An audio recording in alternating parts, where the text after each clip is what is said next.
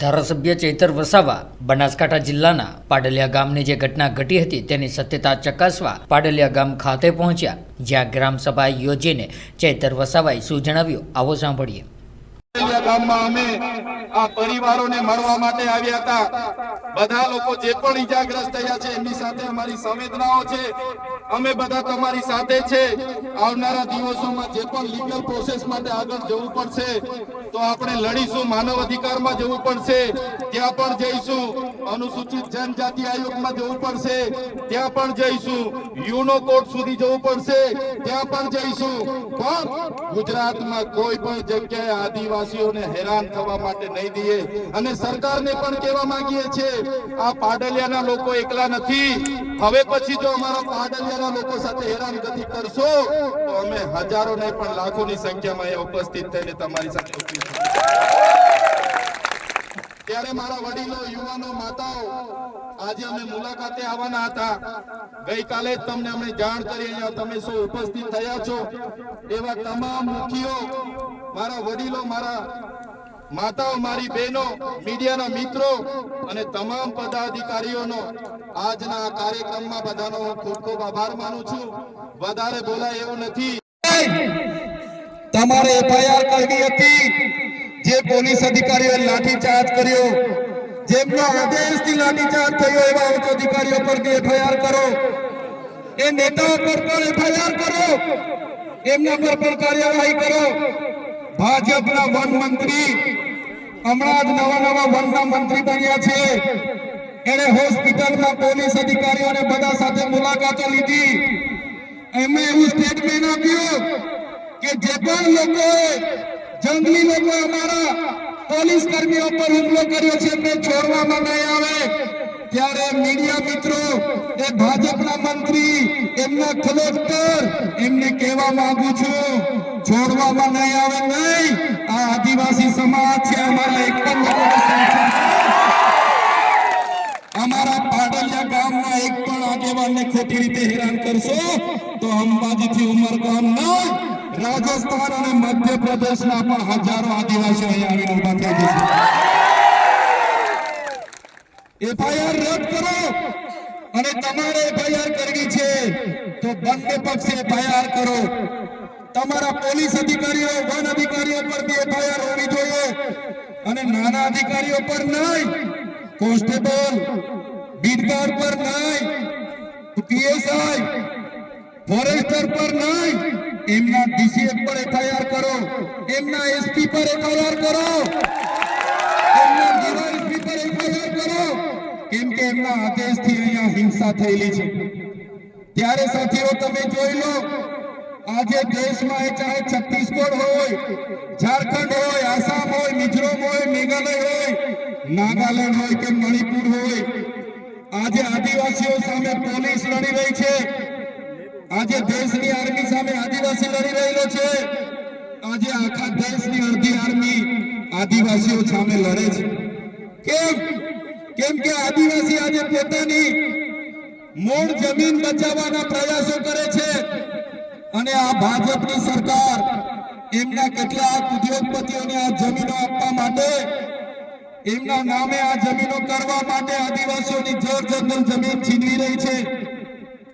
સંવિધાનના જે પ્રાવધાન છે, અનુસૂચિના પ્રાવધાન છે, ઉલ્લંઘન કરીને સત્તાનો દુરુપયોગ કરીને આપણને રંજાડવામાં આવે છે।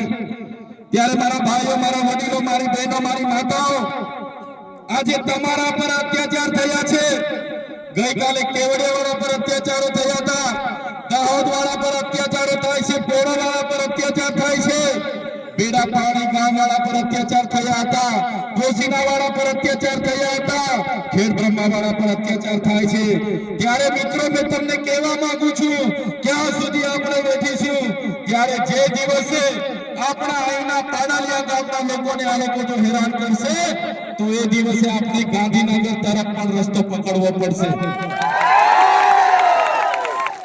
અને સરકારને પણ કહેવા માંગુ છું, આ આદિવાસી સમાજ ગોળો છે, શાંતિપ્રિય છે, શિસ્તમાં માનનારો છે, અમને છંછેડશો નહીં, તો આદિવાસી સમાજ જે દિવસે રોડ પર આવશે, ગાંધીનગરનો રસ્તો પકડશે તે દિવસે નેપાળવાળી પણ અહીંયા થવાની છે. એકલા નથી, તમારી સાથે આખા ગુજરાતના આદિવાસીઓ ઊભા છે અને જે આદિવાસીઓને બદનામ કરવાનો એમના સરકારોએ એમના મંત્રીઓએ કર્યું છે કે આદિવાસીઓએ હુમલો કરી દીધો, આટલા પોલીસ અધિકારીઓને હુમલો કરી મારી નાખવાનો પ્રયાસ કર્યા, ત્યારે આદિવાસી તો અહીંયા 3 કલાક સુધી વિનંતી કરતો હતો કે સાહેબ અમે અમારા બાપ દાદાઓથી અહીંયા રહીએ છીએ, 3 પેઢી 4 પેઢીથી અમારું ગામ છે, ઘર છે, અમારો કૂવો છે, અમે 2006 અંતર્ગત વન અધિકાર અધિનિયમ અંતર્ગત આ જમીન માંગવા માટેની અરજીઓ કરી છે, અમને સનતો પણ મળી છે, કેટલા લોકોની સનતો પણ પેન્ડિંગ છે, છતાં કોઈનું સાંભળ્યા વગર જે વન વિભાગ, જે પોલીસ અધિકારીઓ અને રેવન્યુ વિભાગે જે કૃત્ય કર્યું છે એની અમે નિંદા કરીએ છીએ, એને અમે વખોડી કાઢીએ છીએ. આજે અહીંયા લીગલ સેલના પણ મારા વકીલો, મારા એડવોકેટ ટીમો આવેલી છે, ત્યારે જ્યારે પણ આ કામને ન્યાયિક લડતની જરૂર પડશે, જ્યારે પણ આ ગામના લોકોને લીગલી લડતની જરૂર પડશે, ત્યારે પણ અમે તમારી સાથે છે. અને જો આવનારા દિવસોમાં જે લોકોના આદેશોથી અહીંયા હિંસા થયેલી છે એ લોકો પર એફઆઈઆર કરવામાં નહીં આવે, કાં તો આપણા લોકો પર થયેલી એફઆઈઆર રદ કરવામાં નહીં આવે, તો આવનારા દિવસોમાં પાલનપુર જિલ્લા કચેરી ખાતે ખૂબ મોટું આંદોલન કરવા આપણે બધાએ પહોંચી જવું પડશે. એના માટે પણ અમે આહવાન કરીએ. સાથીઓ, ગુજરાતમાં આપણે 15% આદિવાસી વસ્તી છે, 15% આદિવાસી વસ્તી છે. રાજસ્થાન આપણી નજીક છે, મધ્યપ્રદેશ નજીક છે. કોઈએ ડરવાની જરૂર નથી. જે લોકો સંવિધાનનું ઉલ્લંઘન કરીને આપણને ડરાવવાની કોશિશ કરે છે, ત્યારે એ સંવિધાન એ બાબા સાહેબ આંબેડકરે બનાવેલું સંવિધાન છે, જયપાલસિંહ મુંડાએ બનાવેલું સંવિધાન છે. અનુસૂચિ 5 માં મળેલા આપણા અધિકારો છે એને બચાવવા માટે આપણે બધાએ હવે આગળ આવવું પડશે. મારા યુવાનો, મારા વડીલો, મારી માતા બહેનોને કહેવા માંગુ છું, આજે પાડલિયા ગામમાં જે થયું છે એની પાછળ ઉદ્યોગપતિઓના હાથ છે, એની પાછળ ભાજપના મંત્રી તંત્રીઓના હાથ છે. એમણે પોલીસ અને વન વિભાગને એમનો હાથો બનાવીને આપણી સાથે લડાવીને, આપણને ડરાવીને આપણી જમીન મેળવવાના પ્રયાસો કર્યા છે. ત્યારે આપણે બધાએ પક્ષ, પાર્ટી, સંગઠન, સંપ્રદાય અને બધું જ ભૂલીને એક આદિવાસી તરીકે જ્યારે પણ આપણા ભાઈ સાથે અન્યાય થાય, જ્યારે પણ આપણી બેન સાથે અન્યાય થાય, જ્યારે પણ આપણી જરૂર પડે ત્યારે બધાએ એક અવાજ પર ભેગા થવા માટે તૈયાર થઈ જવું પડશે, નહીં તો આપણી જમીન આ લોકો આપણા પરથી છીનવી લેશે. ત્યારે સાથીઓ, આજે મારી તબિયત પણ નરમ હતી, પણ જે મારી બેન કાલે પરમ દિવસે એમના વિડીયો મેં જોયા, ગામના લોકો સાથે સંપર્ક કર્યો, ત્યારે મને થયું કે જઈને બેનને મળીએ, હકીકત જાણીએ. અને અહીંયા આવીને જોયું ને જાણ્યું, ખરેખર ખૂબ અત્યાચાર આપણા લોકો સાથે થયો છે અને પાછા આપણા લોકો પર જ એફઆઈઆર થઈ છે અને કોમ્બિંગ કરીને બધાને પકડવાની વાત છે. ત્યારે કોઈએ ડરવાની જરૂર નથી. ક્યાંય પણ તમારી સાથે અન્યાય થશે તો આખા ગુજરાતનો, આજુબાજુ રાજસ્થાન હોય કે મધ્યપ્રદેશનો આદિવાસી સમાજ તમારી સાથે છે. ત્યારે મારા વડીલો, મારી યુવાનો, મારા ભાઈઓ અને બહેનોને અમે કહેવા માટે આવ્યા છે, જ્યારે પણ આદિવાસી સમાજની લડતની વાત હશે, જ્યારે પણ આદિવાસી સમાજ માટે લડવાનું હશે, એ સડકથી લઈને સદન સુધી અમે લડવા માટે તૈયાર છે. પણ તમારો બધાનો સહકાર અમને જોઈશે, ત્યારે આ લોકો સામે અમે સમાજ સામે લડીએ છીએ, સમાજ માટે લડીએ છીએ, સરકાર સામે લડીએ છીએ. ત્યારે આ સરકારોને ગમતું નથી. અમને પણ જેલોમાં નાખી દેવામાં આવે છે, જેલોમાં લઈ જઈને અમને ડરાવવામાં આવે છે, ધમકાવવામાં આવે છે, વેદના આપવામાં આવે છે, મારા પરિવારને પીડા આપવામાં આવે છે, છતાં અમે ડરતા નથી અને ડરીશું પણ નહીં. મારા સમાજના તમામ મુખીઓ, મારા પટેલો, મારા સરપંચો, મારા તમામ પદાધિકારીઓ, યુવાનો, વડીલોને અમે કહેવા માટે આવ્યા છે, જ્યારે પણ આદિવાસી સમાજ પર આફત આવશે, આપણી અસ્મિતાની વાત હશે, આપણી સંસ્કૃતિની વાત હશે, આપણી બહેનો સાથે અન્યાય થશે કે યુવાનો સાથે અન્યાય થશે, તો આ ચૈતરભાઈ વસાવા અને અમારી ટીમ અમે આગળ રહીશું. સુપ્રીમ કોર્ટે આપ્યો, સુપ્રીમ કોર્ટે પણ કીધું કે ન લોકસભા ન વિધાનસભા, सबसे ऊंची ग्राम सभा. ત્યારે આપણા મુખ્ય વાત કરી કે ગ્રામ સભાનો પાવર છે. અનુસૂચિત 5 વિસ્તારમાં ગ્રામ સભાની પરવાનગી લેવી પડે. આ વિસ્તાર 1996 અંતર્ગત આવે છે. તમારે આ કાર્યક્રમ કરવા માટે, તમારે આ પ્રકારનું પ્લાન્ટેશન કરવા માટે ગ્રામ સભાને કેમ જાણ કરવામાં નથી આવી? ગામ લોકોને કેમ નોટિસો આપવામાં નથી આવી? ગામ સભાની મંજૂરી કેમ લેવામાં નથી આવી? એવા સવાલો કરતા વનકર્મીઓએ, પોલીસ અધિકારીઓએ ઉશ્કેરાઈ જઈને આપણા 10 થી 15 આગેવાનોને પકડીને બળજબરી પૂર્વક અહીંથી પોલીસ સ્ટેશને લઈ જવા માટેના પ્રયાસો કર્યા. ત્યારે ગામના લોકો એમને છોડાવવા માટે આગળ આવ્યા. ગામ લોકો છોડાવવાનો પ્રયાસ કર્યો ત્યારે પોલીસના અધિકારીઓએ પૂર્વ આયોજિત કાવતરા મુજબ એ લોકોએ ગામના લોકોને દોડાવીને લાઠીચાર્જ કર્યો.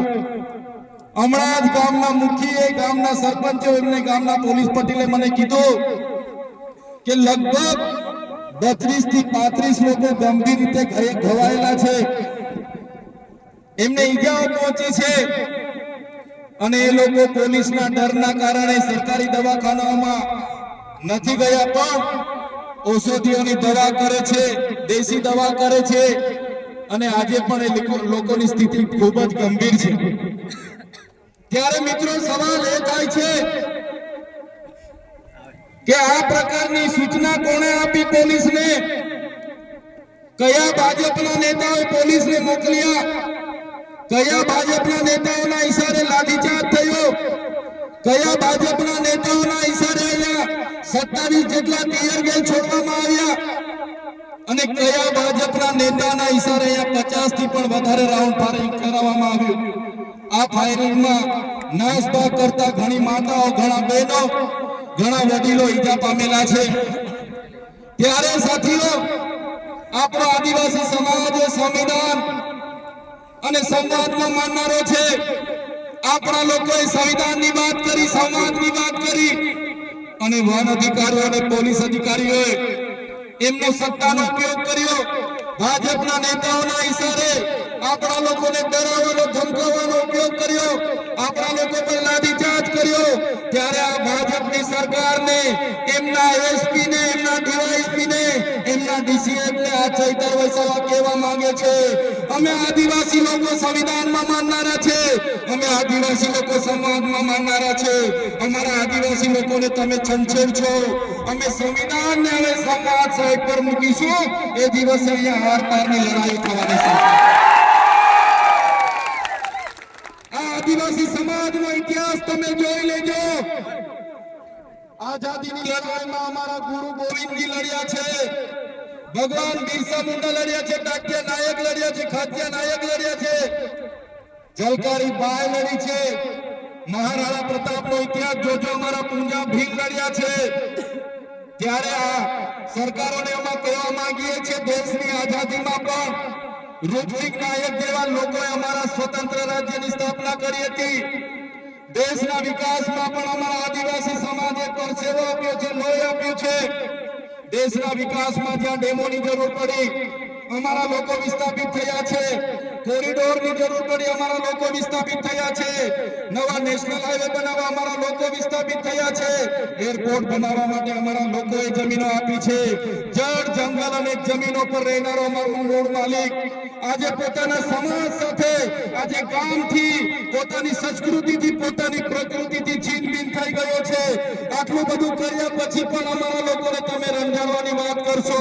તે દિવસે અમે તીરકાંઠા નથી ચલાવ્યા, 13 તારીખે અમે ભાલાપાલિયા નથી ચલાવ્યા, પણ અમારી માતા બહેનોને હેરાન કરવામાં આવશે. આવનારા દિવસોમાં તીરકાંઠા પણ ચાલશે ને ભાલા. અમે વિકાસના સાથે અમારે કોઈ નિસ્બત નથી, વિકાસનો અમારે કોઈ વિરોધ નથી, પણ આદિવાસીઓના ભોગે વિકાસની તમે વાત કરો છો, એને હમણાં અમે સહમત નથી. એક બાજુ આઝાદીના 78 વર્ષ થઈ ગયા, અમારા લોકો આજે આઝાદીના 78 વર્ષ પછી પણ 2% રોટલાઓ માટે અમારા લોકોને શહેરોમાં મજૂરી કરવું જવું પડે. અમારા બાળકોના શિક્ષણ માટે શાળાઓમાં શિક્ષકો માટે આંદોલન કરવું પડે, સારી શાળા માટે આંદોલન કરવું પડે, પીવાના પાણી માટે આંદોલન કરવું પડે, જંગલની જમીન માટે આંદોલન કરવું પડે, અમારી ખેતીના પાકના ભાવ માટે આંદોલન કરવું પડે, અમારા યુવાનો સાથે જે અત્યાચાર થાય એના માટે આંદોલન કરવું પડે, મારી બે દીકરીઓ માટે આંદોલન કરવું પડે. ત્યારે અમે આ સરકારોને કહેવા માંગીએ છીએ, આ તમારી મનુવાદી સરકાર, આ તમારી સામંતશાહી સરકાર, આદિવાસી સમાજ હવે જાગી ગયો છે. સરકારને અમે કહેવા માંગીએ છીએ, હવે અમારો સમાજ લડેંગે જીતેંગે, જિંદાબાદ મુર્દાબાદ. આગે બઢો, હાય રે સરકાર, હાય હાય. આવેદન નિવેદન હવે અમે કરવા માંગતા નથી. તમે પાડલિયા ગામ સાથે જે અત્યાચાર અમે કર્યો છે, જો આવનારા દિવસોમાં જે પણ લોકો પર FIR થઈ છે એ FIR રદ કરવામાં નહીં આવે તો આવનારા દિવસોમાં અમે પાલનપુર SP કચેરીનો ઘેરાવો કરીશું.